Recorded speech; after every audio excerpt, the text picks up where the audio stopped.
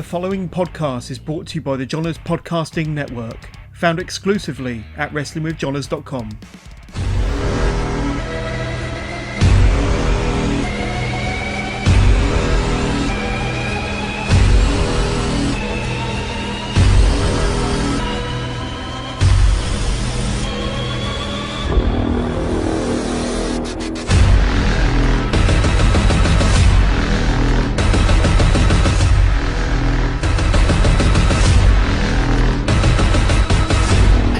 Marcus, and welcome to another episode of Toilet Side Wrestling Talk. Today's guest hails from New Jersey. That's where Bruce Springsteen and Bon Jovi are from.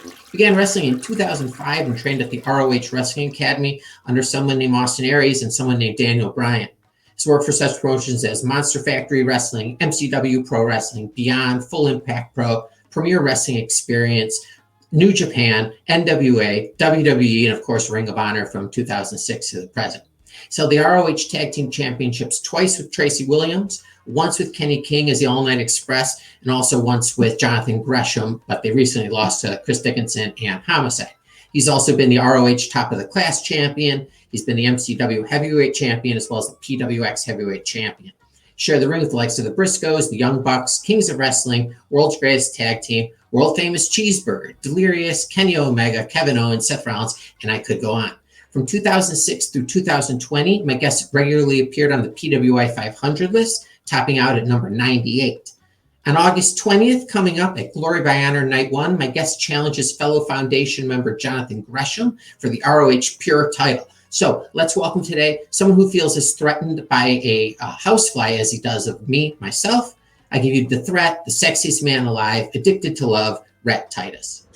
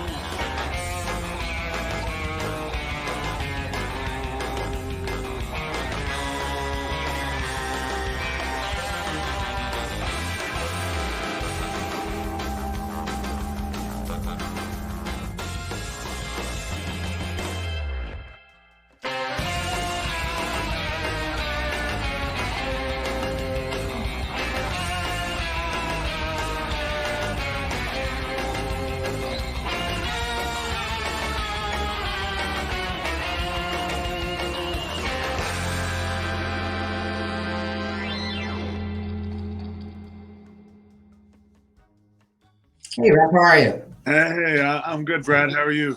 I'm doing fine. Thanks for coming on tonight. I really appreciate it. Quick, first question just off the bat. Your octopus mask. What came first, the mask or the idea to wear a mask? Well, the octopus mask, that's Jonathan Gresham's mask. So like that, I was kind of like hidden under that, so nobody knew who exactly I was. And now the mask that I wear now is my own mask, which is, the professional mask. So just like there's two sides to the professional, there's two sides to the mask. So one side is a constant professional, is always willing to put the work in, which is just, the dead skeleton side. And then the other side is the professional that is willing to take you out by any means. So that's the gorier, bloodier side. So two sides to the professional. Well, you did me a favor because my son was watching. I was watching your match with, I think it was Chris Dickinson at Beyond. I think it was recent. And your mask scared the shit out of my 7-year-old. So that was fun. So thank you about that. All right, I'm going to go back to a weird time, the pandemic. Well, I guess we're still technically in a pandemic, but when you were in the bubble, besides wrestling, was there anything else that was fun, or are you just like alone when you're not wrestling? I mean, I got to watch a lot of South Park, a lot of The Office, and just got to get a lot of good rest in too, because I have a son who's now 2 years old, so it was a lot of early mornings, late nights, and that sort of stuff. And Sure. the time in the bubble was just a lot of time to relax and get some sleep, especially on those comfy ass beds. But also, like, I would use that time to work out a lot. Mm-hmm. I would bring all my own equipment because we at that time we weren't allowed to use the hotel gym at all. So Oh, that's right. so I'd just be up in the room and working out. And there was some mishaps. I had a pull-up bar attached to the door frame, and it just came unattached, and I took a nice hard back bump right on the bathroom floor. Oh, jeez. the band the band that I had set up in the door, it was a thick band, about that thick, and it came back and snapped me right across both eyes. Oh my God!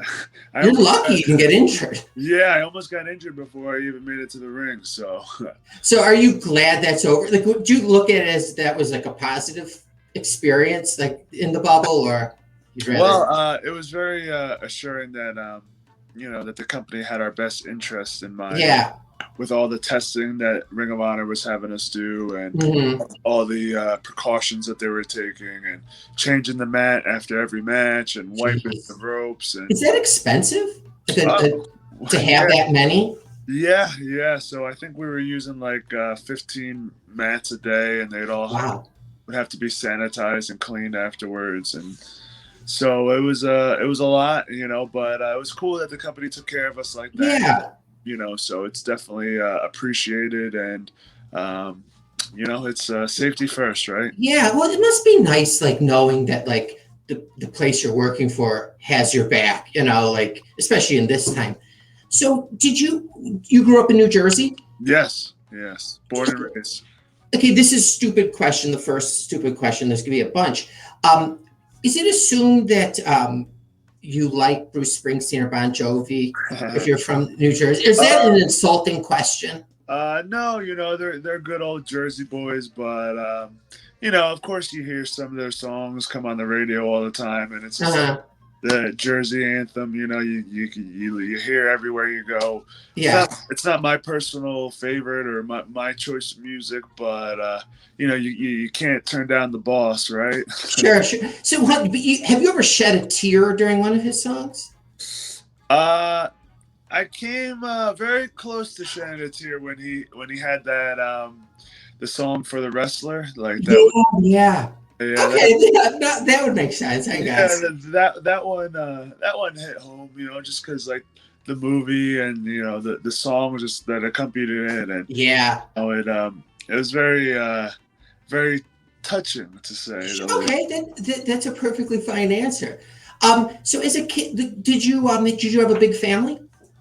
I had two older sisters, and they were into wrestling before I was.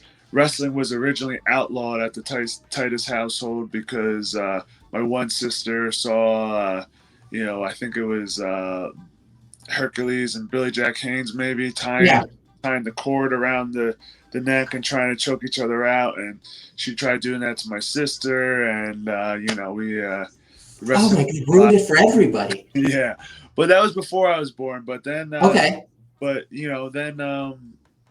wrestling was allowed back in the house, and my mom always said, like, from the age of like 3 months old, whenever wrestling would come on the TV, I would just be like captivated by it. So all my earliest memories are wrestling related. Now, who got your sisters into it to begin with?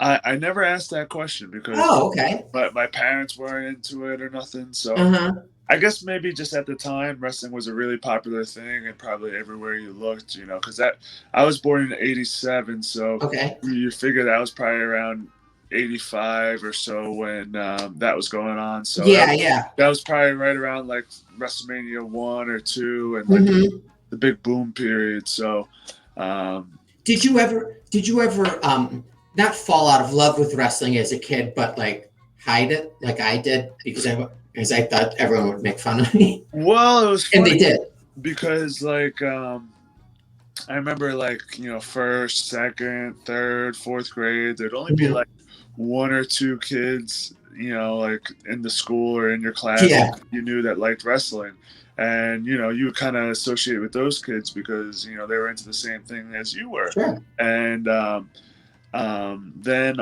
all of a sudden, 5th grade and 6th grade rolled around, and that's when like the NWO and Stone Cold Steve Austin and DX really took off. And at that point, there wasn't a kid who didn't like wrestling. You know, beforehand you would get made fun of for liking wrestling, but now you get made fun of for not liking wrestling. So it was always like kind of crazy because, you know, I always like hated what was trendy. You know, like, I was always, you know, because obviously, you know, you like Stone Cold Steve Austin, but like everybody else likes Stone Cold Steve Austin. Yeah. I was like, man, like this Rock guy, he's pretty cool, you know, like he's a bad guy, but you know, and like everybody hated The Rock. And then once The Rock turned babyface, everybody loved The Rock. And I was like, totally. None of these people even liked him beforehand, you know. Now they're all on the bandwagon. So yeah, and the switch comes quick. What was your personality like?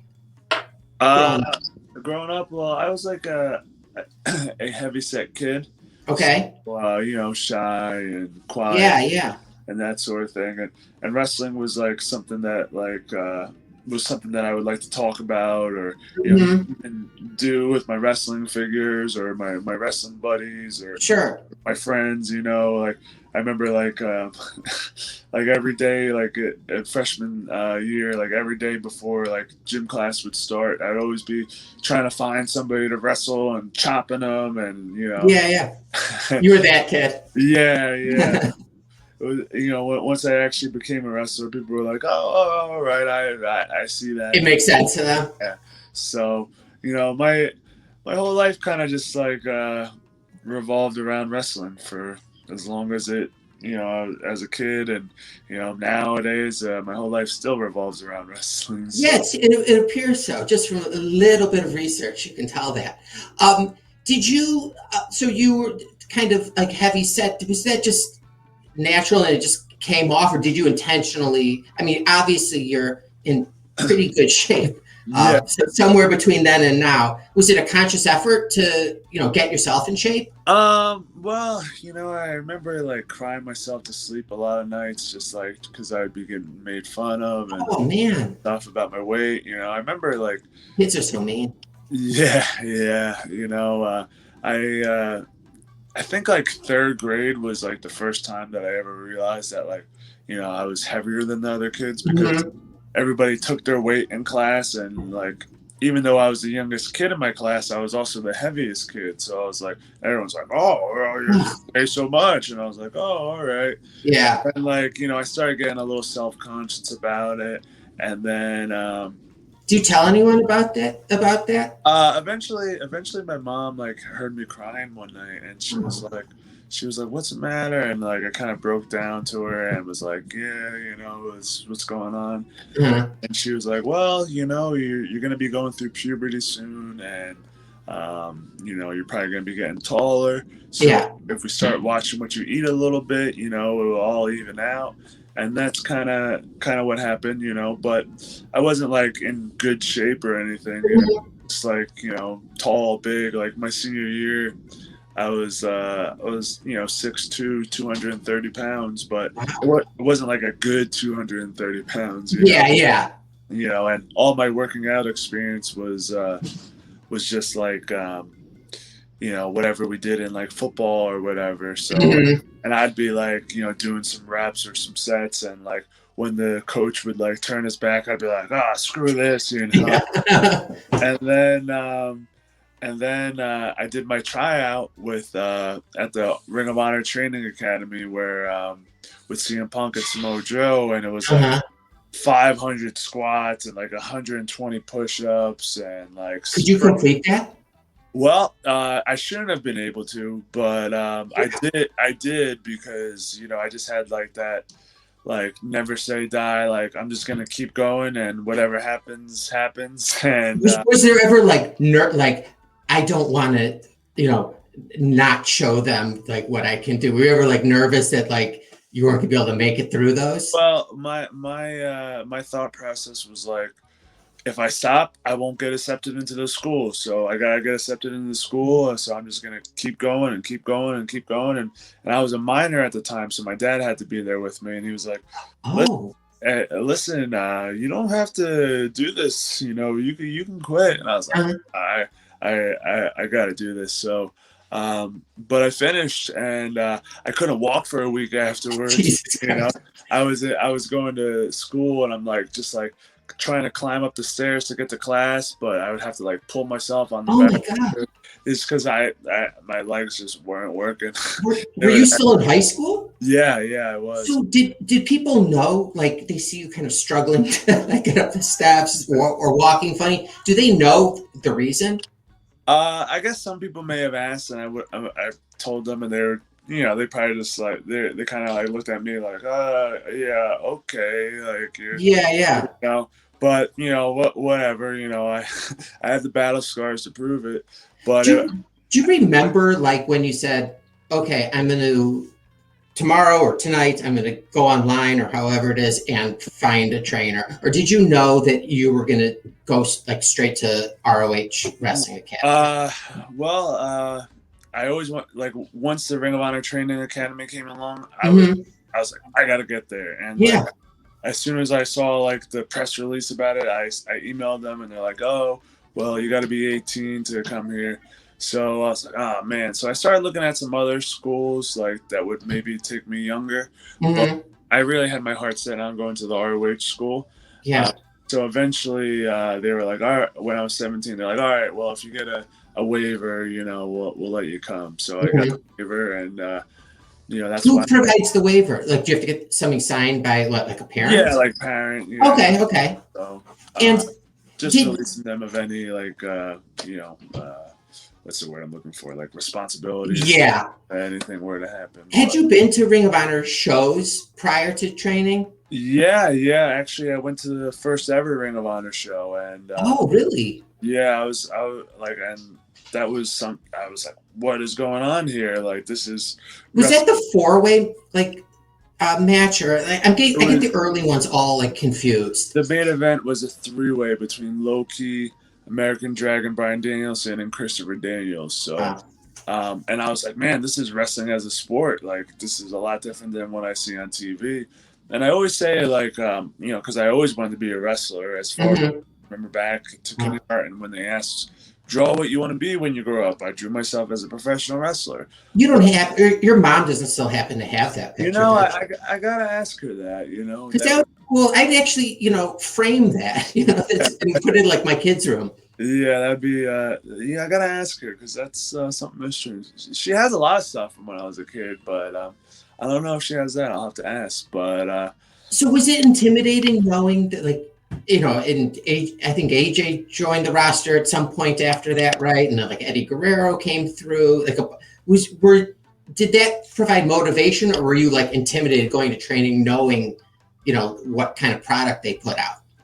I mean, I was just like all for it, because I often say that if I didn't go to that first Ring of Honor show, I probably wouldn't have like actually followed through with becoming a wrestler. I just probably figured something out. What was the circumstances that you would go to the first show? Like, like this company you probably had never heard of. Well, I was a big wrestling fan, and at the time it was like 2002, so like ECW had just went out of business, and WCW had just went out of business. But my brother-in-law used to always bring me to like ECW shows. I actually went to my first ECW arena show in 1994 when I was 6 years old. So. Oh my God. Yeah. Do you remember that like vividly? Oh yeah. I remember that. I remember because the main event was supposed to be Shane Douglas and Steve Austin versus Ron Simmons and Too Cold Scorpio. But the night before on TV, they were like, "Oh, Steve Austin isn't going to make it, but we're going to have a replacement for him." Okay. Never forget, like, we were standing in line waiting to get in, and like Sherry Martel, who was managing Shane Douglas at the time, pulled up, and she had somebody under a blanket, and she brought them into the building. Okay. And we're all like, "Oh, who's that? And then she cut a promo to set up the match. And she's like, just because I don't have the Hollywood blonde Steve Austin doesn't mean I don't have a Hollywood blonde. And like she took the blanket off, and Brian Pillman came out and was doing the Hollywood blondes gimmick, and I was like, oh man, like this is so cool. And then I'll never forget too, because like Ron Simmons gave Brian Pillman like a spine buster during the match. I'll never forget, like me and Brian Pillman like locked eyes, and like while he was up there getting spine buster, he was like, oh shh, and he said the S word, and I was like, oh. You know, because at that point I never seen wrestlers or do anything crazy like that. So I was like, oh my gosh, he just said a bad word, you know. So it was from the get-go, I knew like ECW was a little bit different, just because like of things like that, you know, and the fans and their chants and stuff, and like I was like, what is going on here? And then I went back to trying to watch WWF with like Doink the Clown and that sort of stuff. And I was just like, whoa, like this ain't the same, you know? Yeah, that's hard to watch after, you know, being exposed to the other. Yeah. So my brother-in-law was like, hey, there's this new wrestling show coming along. You want to go to it? And I was like, you know, I was like probably like 13 at the time. And, you know, you're getting into other stuff. And sure. Because I had been to like a few indie shows after that, and it was just like, you know, just like whatever. Yeah. Like whatever. And then he's like, well, Eddie Guerrero and Steve Corino are going to be there. And I was like, oh. Now Eddie Guerrero and Steve Corino were my favorite wrestlers, so both of them being there was like, all right, I got to be there. Yeah, it's a sign. So I went, and from the first match, I was just like, oh my gosh, like, what is this? So, and I just knew I just had to be a part of it. So, yeah, those early ROH shows were really addictive. I used to buy like the DVDs, you know, to watch the shows, and that ended up costing a fortune. But prior to your first day of training, had you ever been in a wrestling ring before? Yeah, I had been in a wrestling ring a few times. Okay. So my first time in a wrestling ring was sometime in 1994, probably a little bit before that ECW show. Okay.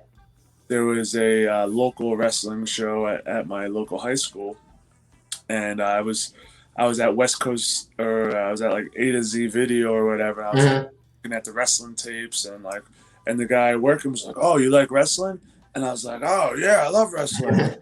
He was like, "Yeah, well, there's a show coming up, and over at the high school, and there's going to be a Doink lookalike contest." And I was like, "Oh my gosh, like this is my way into wrestling. Yeah. I gotta win this Doink lookalike contest." So my mom made me the absolutely best Doink costume that a kid could ask for. And I was like, oh my gosh, I hope I win. And so intermission time came, and all the little Doinks climbed into the ring. And, you know, I thought like these kids were going to have like elaborate costumes. Yeah. One kid would have like his face painted and not that type of clown paint. And one kid has like a rainbow wig on, and like, I was like, do these guys not even know what Doink looks like? You know? Yeah, they would think that would be like the prerequisite. Just get the basics down. And so Doink came in, and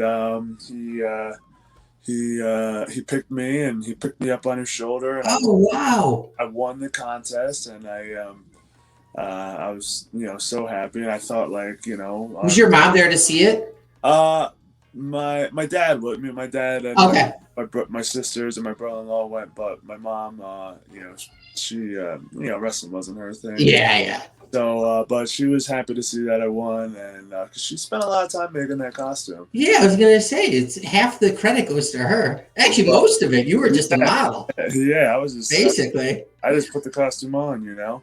Were you nervous on the night before on your way to your first day of training?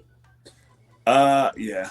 Okay. And because, like, you know, there was like this backyard wrestling fed too, and they were, you know, for backyard wrestling feds, they were pretty professional. Okay. You know. Sure.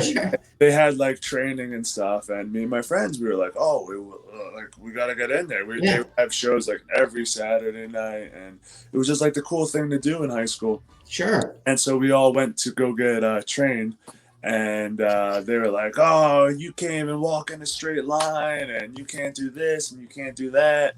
And they're like, "Oh, just get out of here," And I wasn't allowed to train, I wasn't supposed to be there because my mom was like, "Don't be going back there," and getting involved in all that. And so I was kind of like, like, like not really putting all into it. And then so when I got to wrestling school, I had my parents paid for it, and obviously I had their full blessing. So and they paid a lot of money for wrestling school. So I was like, all right, now I got to put my all into this. This is not backyard wrestling or anything like that. So I got to really, really try. And so they're paying for your education. Yeah, basically. And at the time, it seemed like, oh, $3,000. That's so much money. Like, how am I ever gonna make that back with wrestling? But yeah, it's 15. Everything evened out. Yeah. Okay? Here's a stupid question number 2. Coming from somebody who's termed weak, is it a cool feeling body slamming someone for the first time? I mean, yeah, you're there's this feeling of power and that's what I would think. And it's just like, wow, because when you body slam your friend or whatever, it's never as good as a real professional wrestling body slam. Yeah, where they hit and bounce up a little. Yeah, and in the ring and all that, So, those are things I used to daydream about. I could pick up a toothpick, maybe a twig, and body slam it, but I've never gotten to to look like what you do. So how long between training and your first match? It was 6 months. And, oh, really? That's it? Yeah, and I had my first match in Dayton, Ohio was actually on a Ring of Honor pre-show. So. Oh, cool. What show was it? Tag Wars 2006. So. Okay. January of 2006. I don't think Ring of Honor ever had the. It was on a Pro Wrestling Respect DVD years later. Put out a bunch of guys' first matches and stuff. Yeah. But it wasn't released on any of the Ring of Honor DVDs or anything. But have you seen your first match back again? Oh yeah, I watched it so many times. Oh, okay, great. I had it on videotape, but it just wasn't available to the general public. Yeah. Oh, I have a question. Were you did you have a girlfriend at the time? Well, I actually I had a son at the time. So yeah, when I was 17, I had my first son. And, okay. He was born in May, and I started wrestling training in July. So, wow. So he's your wrestling timeline, or she? Yeah, essentially. So, yeah, it was one of those things too, where I was 16 years old, and I found out I was going to be a dad, and I was just like, oh my gosh, and my. Did you think the world was over? Kind of, a little bit. Yeah, sure. I mean, when you're in your 30s or 40s, you feel that way, having your first kid. So, and my son's mother, we were boyfriend and girlfriend at the time. Mm-hmm. And, her dad was like, you can kiss your little dream of being a wrestler goodbye, and you can come work for me and move in here and get married and so on and so forth. And I was like, well, just because I'm having a kid doesn't mean my life is over. I don't have to, I may have to work a little bit harder than other people, but, I'm willing to do that. People are able to make it work. Yeah. With the child. Yeah. So, and I did that, and, things didn't work out with me and his mom, but, was his mom at least impressed that what you could do in the ring? Because I imagine it's like having a superhero as a boyfriend or something.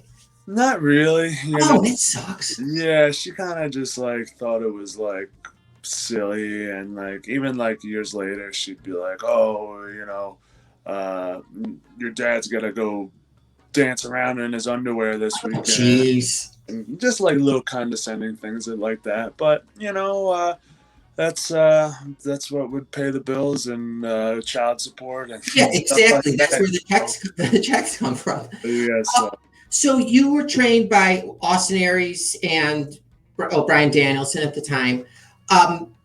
Did they tell you were ready for your first match, or did you say, I think I'm ready for my first match? So Brian had come along as my trainer after I had my first match. Like he had an advanced class after Austin Aries left the wrestling school. Okay.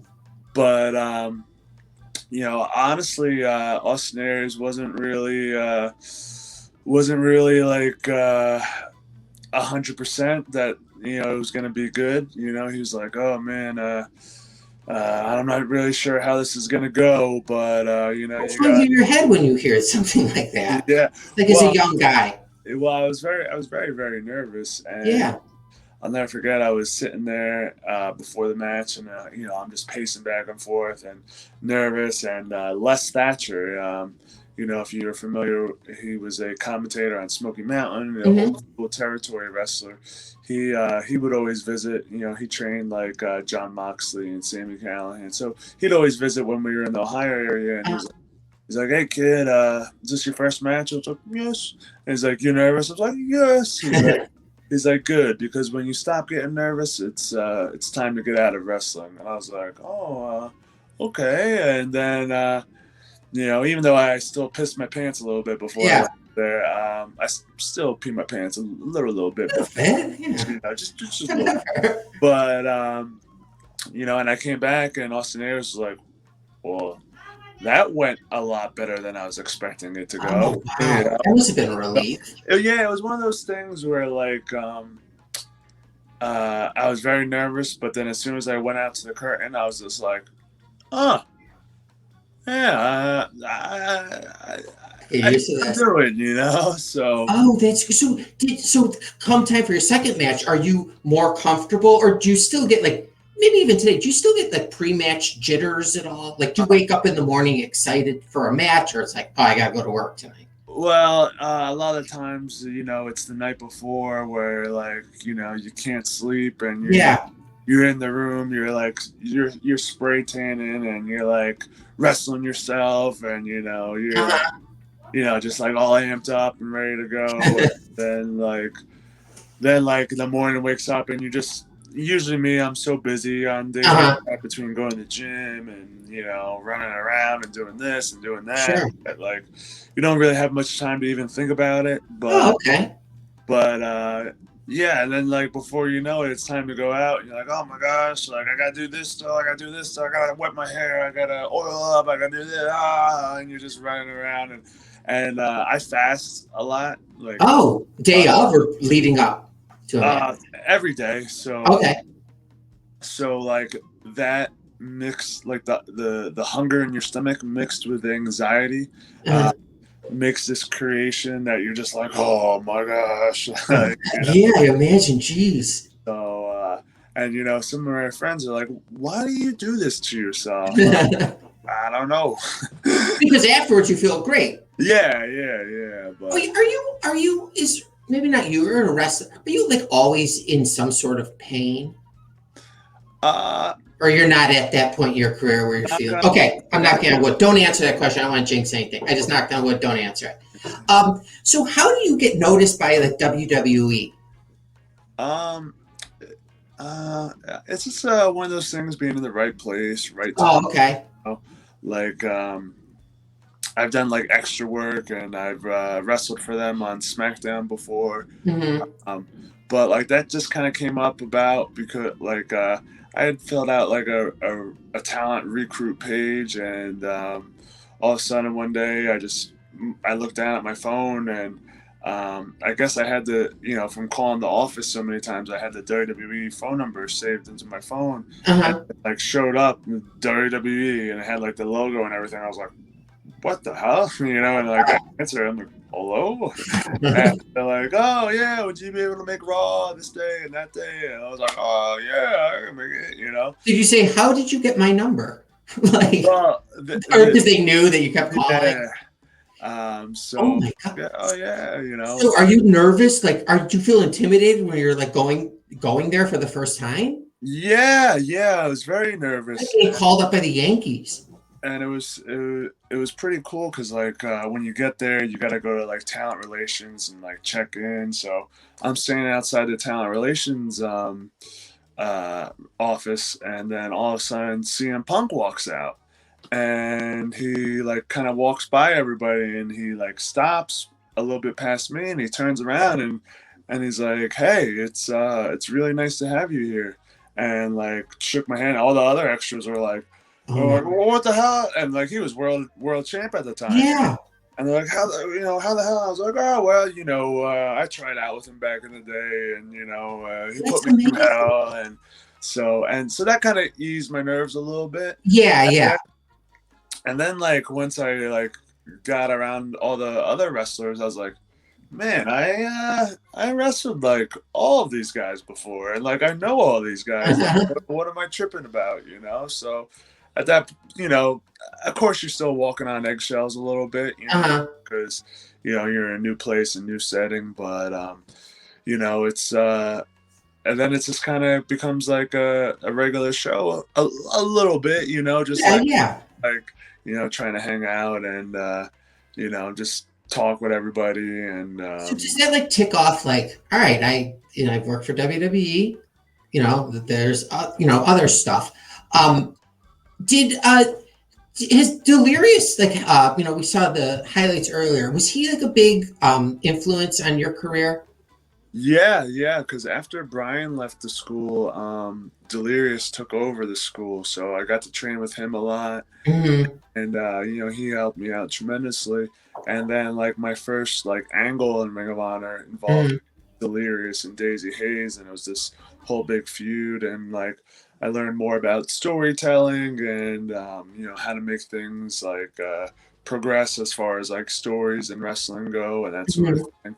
And then shortly after that, he kind of took over as the executive producer for Ring of Honor. So he was like my boss. So I got to learn a lot more from him then too. So. But yeah, if you can understand what he's saying. Yeah, I was gonna say, like, he must be like paying like really close attention. So, this is another question. I'm sorry that this may be out of nowhere. So you're on the PWI 500 list, regularly. Is that important to you? I mean, it'd be important to me. It would be like the greatest thing. But like, is that something that you even get hung up on, or? I mean, a little bit, because I'm from the generation that grew up reading the PWI. Yeah. And, the PWI 500 be coming out, and you'd be like, reading through every guy, and be like, I know this guy. I'm like, this name sounds really cool, or like, just little stuff like that. So it's always cool to see like where you rank. I mean, at the end of the day, it's just a bunch of like guys just, let's put this guy here. Let's put this guy here. Yeah. But it's nice to be considered, We'll put the two tag team partners one after the other. It's not like a real like breakdown of. They always put like one guy in between, Yeah. Totally. It's like, come on, like, at least just change it up once. Like, do you ever say like, I'm way better than number 54? Well, yeah, and it's like you have to say that in the privacy of like your home. Yeah, and then you're looking at it and you're like, wow, I'm ranked higher than this guy. Like, what the hell? Like, so it's there's no real rhyme or reason to it. You never, what number you're gonna pop in at or whatever. So out of all of like your ROH, championships and other heavyweight championships you've held in other promotions, is what was the most meaningful one? Was it the first belt you had? Does not mean much. Probably at the moment, probably like the Ring of Honor tag titles. The first time winning them was really cool because just like of where I started in the company from, like, from being a fan and going through the school and starting off at the bottom of the card and just making your way to the top and being. That was really cool, but it all kind of got taken away really quick because Kenny King showed up on Impact and we got stripped of the titles and that sort of thing. So So that was very deflating. And Sure. man, I just worked so hard for all this, and I had all this time and money and everything put into being a tag team wrestler, and now, my tag team partner's gone, and I'm on Yeah. my own, and I gotta, think about all this different stuff, and it was just like, a lot to take in at the time. Yeah, I imagine. But and then like 9 years passed before I ever got the Ring of Honor tag titles again. Wow. So that one probably meant a little bit more because just of what happened the first time, and a lot of people probably would have just like hung it up or put in the towel and just kind of. Yeah, I mean 9 years is a long time. Yeah. So, but to come back and win the titles again was an amazing feeling, and it just sucks that we're in a time where there was no fans or anything there. Yeah, that's like right. The first time my family and all got to be there. And oh, cool. So, but how much time in front of a mirror after that first belt? How much time in a mirror do you spend posing with it, and how quickly from when you leave the ring until you get in front of a mirror? Is that one of the first things you do? Right. Pretty much. Yeah. Yeah, I bet. We had a bottle of champagne that we popped at the ring. Oh, nice. Yeah. So. Okay, that's great. That makes a great memory. Yeah. So it was definitely a good time, and it was just it was just a big party, Yeah. It's a lot of hard work that finally paid off, and it's just very validating. Sure, I bet. Like, especially from that that kid who was maybe a little overweight to now. I mean, that must have felt just like if you were able to step outside of yourself and see, like I look at it and see a young kid to where he is now. It's amazing. Are you able to look at yourself and say, wow, I did something pretty impressive with my life? You don't really think about that when you're all okay. You're just kind of like making goals for yourself and just catch them and work towards them and just keep grinding. That sure. I'm so busy all the time that I don't ever really get to stop and smell the roses or whatnot. Yeah. Constantly working hard, and just kind of flying here and there. And, yeah. There's no time to stop and appreciate it all. But, it was kind of cool during like COVID, you kind of got to repair and regroup and, rethink things. And when did the idea of the foundation get presented to you? Right when Ring of Honor came back. So was that out of the blue? Like, was this something that had been cooking up, or? It was something where like, Jonathan Gresham would always like kind of pull me aside and be like, hey man, like, he would just like talk to me about wrestling and be like, well, what are your goals here? Like, what, like, why are you in the position here that you're in right now? Mm-hmm. Is that a weird question to get from another wrestler? Presented like that? Kind of, Okay. Most people are like just so focused on themselves that they don't stop to like talk to somebody else. Yeah. To talk about their goals and see like, what may be bothering them or, hindering them from getting further. Yeah. I just didn't. I didn't really have any answers for him. I was like, I don't really know, man. I've been doing this, I've been doing that, and just nothing's hitting, And he always kind of would check in on me and that sort of thing. And then during the first bubble, I was there, but I didn't have a match, and I was just like, oh great, here we go again, Oh God. And he pulled me aside and he kind of just put it all out there, and I was just like, yeah, of course I want to be a part of this, Sure. And then how long does it take from when the idea is being put together to actually like getting out in front of the camera? Well, I guess he had already had the idea in his head, but okay. I just didn't know. But I found out like the day before we filmed our first promo. Okay. So, and then that was recorded in like August, but it didn't play on TV till like October. So, like there's still like all that time in between where like, oh man, like, is the world gonna end, or God, or is the it gonna get scrapped from TV? Or... Does that happen? Let's ask you, like, could something like that happen? Like you film an angle or do a match, and months later it just never. I mean, hypothetically speaking, at that point, I was just a guy in a mask, so it could have just been anybody, I could have come back for the next show and had COVID and been off the show and off TV for 2 months, and then we need to follow through with that, so let's put this guy in that position, and then because he's masked, so it could be anybody. And then you're like, poof, it's gone. And what the crazy thing was is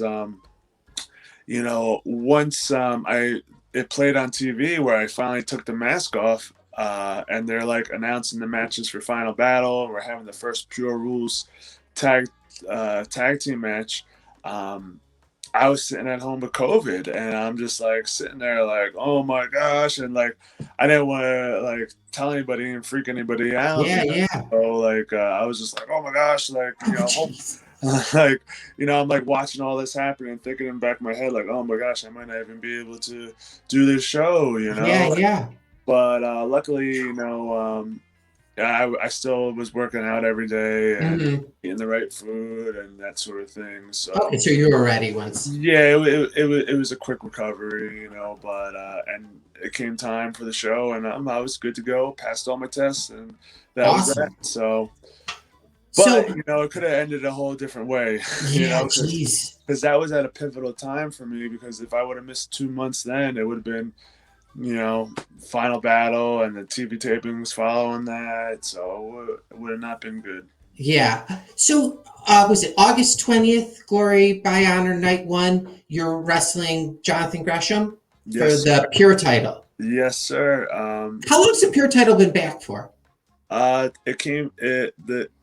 championship was crowned on the October 31st episode of Ring of Honor. Okay. 2020. So, but the tournament was from September to the end of October. So, but and ever since then, John Gresham has had a stranglehold on the championship, and I've been at the top of the rankings pretty much that whole entire time. And out of respect for John and being, partners and, teammates and that sort of, I never really pursued it. And also I had the Ring of Honor tag titles and all that sort of stuff going on. So it was just kind of something on the back burner. But once I dropped the titles, it was kind of like one of the things where he like approached me. It was like, hey man, you've been in the rankings long enough. Like, let's see what happens. And I was like, all right, if you're down, I'm down, I didn't want to be the guy to come out and say it, or come out and ask. But if you're going to ask me, I'm not going to turn it down. So,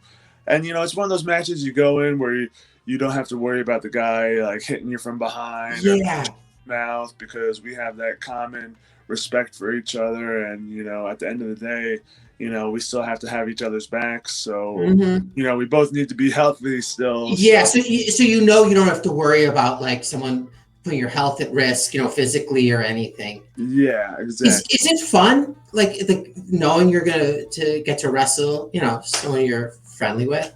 Yeah, it's always it just makes you want to go a little bit harder, it's like, oh man, like you're looking at his pictures and stuff that he's posting online, and like, oh man, he's working out really hard. Yeah. He's looking in good shape, but. I'm not going to post any pictures. I'm just going to show up in Philly. Yes. Because I always go by like real G's moving silence like lasagna type mindset. Nice. So I've never heard that. That's awesome. So when did you realize you were a veteran in the locker room? Like, that's a funny question, because for the longest time I didn't even realize it. Because, I'm humble and I'm still just happy to be here. And then like, I started doing like a lot of interviews, and people would always be asking me, how does it feel to be a veteran and like of the Ring of Honor locker room? And I'm just like, wait, what? Oh yeah, I guess so. And like, do you embrace that? Yeah, it's definitely cool because, the younger guys will like look up to me for advice and stuff Yeah. like that. And, you know, and me personally, I always like to like dog the younger guys, oh, you guys go to the gym yet today? Like, oh no, you must not want it then, I already been to the gym twice today, so I always like to like screw with them that way, Yeah, totally. stuff like that, You're probably a good dad if you apply it like that too. Yeah, well, that's where I learned it from. Yeah, totally. Is it hard having like a spouse or wife, girlfriend, and children, and wrestle as often as you do in Yeah, a non-pandemic? it's one of those things where, I've been very, very busy lately, and Mm-hmm. Do you ever get heat at home for like? Yeah, a little bit sometimes, Yeah. but I take a lot of indie shows and do that sort of stuff too. It's work, but at the end of the day, my wife's like, "Oh, what about this on the weekends?" And I'm like, "Oh, well, I'm gonna be in Ohio." Yeah, you say, oh yeah, that sounds great for you, but I'm going to wrestle. Yeah, and like it's like, "Oh, can we do his birthday party like 2 weeks later? I got a free Sunday over here." Can we do it then? But she works with me, but Okay. Was there an understanding early on that like this is my profession? well, I had already been wrestling when I met her. And, she was like, "Oh, like it's my birthday weekend or whatever." It's like, "Oh, well, have a good time." And she's like, Yeah, happy birthday. "What do you mean?" I'm like, "Well, I gotta go to Chicago. Or I gotta go there, And she's like, "Well, but what about my birthday?" I'm like, "Oh, we can celebrate it when I get back." Yeah, totally. And you have another one coming up next year too. So if we miss this one. Yeah. All right. Well, but so it's doable. It just is a lot of work. Yeah. Maintaining that stuff. And with the pandemic, I was home a lot. Yeah. My youngest son got very used to that, and now all of a sudden it's like, "Where's Dad?" Yeah. But the cool thing about taping the TV that we do, the way that we do is we have a lot of time off in between. Usually every month we go for the tapings. But wrestling has been picking up a lot lately. Yeah, it really has. And are you looking last 2020 was like a wash. Like, are you trying to get like more bookings even than you did prior? Yeah, I like staying busy. I'm always a go type guy. Yeah. But not much going on last year, but a whole lot going on this year. All right, I'm going to let you go in just a minute or two. Can I ask you 5 non-wrestling related yes or no questions? And these were screened. I usually screen them through my wife to make sure they're not too inappropriate. She gave a thumbs up on these. So awesome. Can you, question 1, can you sneeze without closing your eyes? I don't think so, no. Work on that, yes. Okay. Do you consider salads just food for rabbits? No, I'm a vegetarian. I eat salad every day. Fair answer.